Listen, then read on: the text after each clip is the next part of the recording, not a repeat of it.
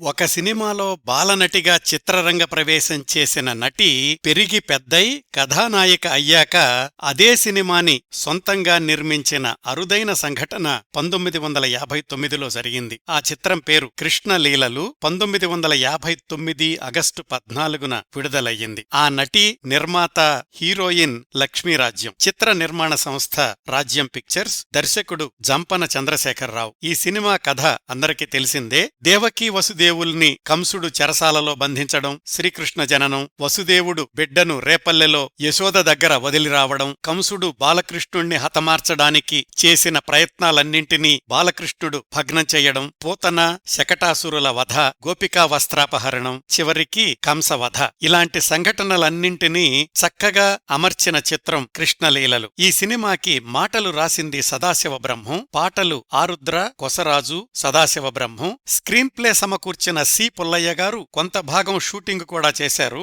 సంగీతం సుసర్ల దక్షిణామూర్తి. ఈ సినిమాలో పద్యాలు, శ్లోకాలు, పాటలు అన్నీ కలిపి 30 సంగీత ఖండికలున్నాయి. ఈ చిత్రంలోని ప్రధాన పాత్రధారులైన నిర్మాత లక్ష్మీరాజ్యం, జూనియర్ శ్రీరంజని, ఎస్వి రంగారావు, గుమ్మడి, రేలంగి, సూర్యకాంతం, పద్మనాభం లాంటి సీనియర్ నటీనటులతో బాటు బేబీ ఉమా, మాస్టర్ సత్యం, సుధాకర్, ప్రసాద్, రమేష్ లాంటి బాల నటీనటులు కూడా కనిపిస్తారు. ఈ చిత్రం అర్ధశత దినోత్సవం చేసుకుంది. చక్కటి ప్రింట్ యూట్యూబ్లో లభ్యమవుతోంది.